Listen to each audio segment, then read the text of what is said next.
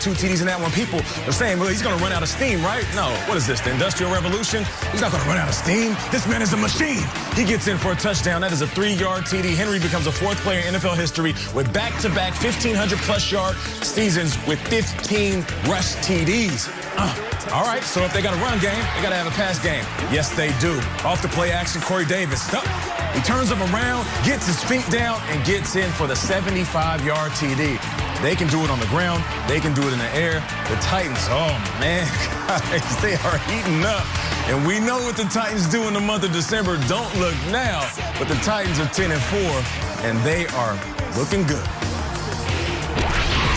We'll get back to the NFL. 14. A loss would eliminate the Patriots yesterday. They go taking on Miami in Miami. Cam Newton early finds Jacoby Myers, yet after the catch, it's Xavier Howard forcing the fumble, and former Patriot Landon Roberts recovers on the next play. Tua looking, going, gets in there, touchdown. Dolphins' 20th straight game they've had a takeaway, and then they score right off of it. Tua gets the win. Patriots are done. Dolphins advance for another week. Patriots lose 22-12, as I mentioned, eliminated for the first time in more than a decade. Bill Belichick and Cam Newton both spoke on it after the game. With this loss, you guys were eliminated from playoff contention, first time since 2008. Just wondering your reaction to that. Yeah, I'm disappointed, but we didn't deserve to win today. So this whole season has kind of been, you know, the tale of just coming up just a tad bit short. And, you know, call it however you want to, you know, do. We still got guys that's, you know, new to this system. We still got guys that's young. We still got guys that just don't get it. And we still got guys that's, you know, battling their tails off each and every week. So we just got to keep building on, you know, the optimism of what we can become and just move from there. Meanwhile, the Bills are a juggernaut. Haven't won the division since Coolio's Gangsta's Paradise was the #1 song. Michelle Pfeiffer just trying to get through to these kids. Peter liked the John Lovett spoof version. And we all love this. Alan, look at that. High School High. Yeah, not even worth it. I'll save that one for January. High School High. It's an older movie than Josh Allen. Look at that. Who's he going to go to? Stefan? No. Jake Kummerow. His first catch as a Bill, the former Packer. Rodgers loved Kummerow in Green Bay. And the Bills roll over on the Broncos. They're celebrating 48-19. Break up the Buffalo Bills, Adams. Bills Mafia, we are so excited for you. The last time the Bills won the division was 1995. Little fun facts here. Josh Allen was not born yet, in fact. Gas only cost $1.99 a gallon. And Kyle, the producers really wanted me to let you know that. The #1 show was ER. Oh, hello, Noah Wiley. Oh, hello. And Toy Story was the #1 movie. I want you guys to check out Bills Mafia. Welcoming home safely, I hope. Yes, safely. The Bills after the division-clinching win very early on Sunday morning. We've seen this before, but it never fails to impress and energize this team and us, really. Quarterback Josh Allen loving the moment with his fans.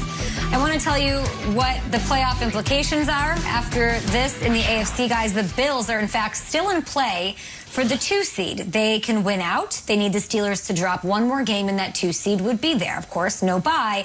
There's only one per conference. The Dolphins have the Ravens breathing down their necks, guys, in the AFC. They'll have to win at Vegas and at Buffalo to guarantee their spot in the postseason. So what did you think of how the AFC shook out this weekend, Nate? Kyle opened up the highlight by calling these guys juggernauts. And that's a perfect description because these guys are a pretty good team. These guys are one of the better teams in the league. They're one of the best teams in all of football. And they're absolutely legit. And it's the maturity all the way around, from the coaching staff all the way down. And what I love is Josh Allen. He has grown right in front of our eyes. I mean, this young man has taken the reins and said, you know what? If we're going to circle the wagons, I'm going to be the one in the driver's seat. And what I think the biggest compliment I can give this offense is that Josh Allen can light you up without having to display his athletic ability. And he's very athletic, like we're watching right now. I mean, he can power through your defense, you know, like Cam Newton did in 2015 when he was the league MVP. But what we're seeing more often is stuff like this, where he's catching the ball, him dropping back, being a traditional quarterback. I mean, that's the scariest thing. If you're a defense and you're facing the Bills, what are you going to do? Are you going to try to stop him from throwing? Because we know he got an arm. We're watching it right now. Are you going to bring it blitz, the pressure to get out of his hand? Are you going to pull everybody back, rush 3, and give him lanes to run? You really have to pick your poison. Either way, you're going to end up getting killed. And that's what I love about the Bills team, but more specifically this offense. He might be playing better than any other quarterback in football right now, and that includes Rodgers, Mahomes, Mayfield. Like, he might be the best quarterback in football as we wake up this morning. And if you think about Bills fans, what they've been through with Trent Edwards and J.P. Lossman and Jeff Toole and E.J. Manuel, I mean, the list goes on and on. It's been 25 years since they've had this feeling, and it's not just an overnight success, or it's not like it's going away and it's fleeting. They're so young, they're so well coached. And this guy is awesome. He was amazing on Saturday. Every single, like, this pass here is insanity. The stuff that Mahomes does, you say, oh, wow, only Mahomes can do it. I think Allen can do it too. He's got the strongest arm in football. And here we go. We come off of 3 straight weeks of primetime games and these show-me games. Bills won all of these games. The ones against the 49ers down in Arizona on a Monday night game with everyone watching. He goes and beats the Steelers on Sunday night in a game a lot of people thought they would falter. And then this one, they're in Denver. And Vic Fangio's this great defensive coordinator. They put up 49 points. Josh Allen is dealing, and I love the feel-good Buffalo story and all that. It's great. It's fun. Like, I think they're over that. They're thinking bigger things. They're not thinking we got in the playoffs or we won the AFC East. This could be the Super Bowl winner this year, and that guy right there might be the Super Bowl MVP. They are that good and that dangerous. It's fun to say, isn't it, Peter? It's fun, it's surreal, it's sort of intoxicating, because we've seen it. Josh Allen has gone from being a talented kid to a bad mother. Like, there's no BS with this. I feel like when he came in the league, he was like the Labrador puppy who hadn't really grown into himself yet, running around. Now he's a killer. And I'll tell you, you say that they're not satisfied. Peter King has this quote this morning about, Josh Allen, they win the East, he gets the hat and he gets the T-shirt.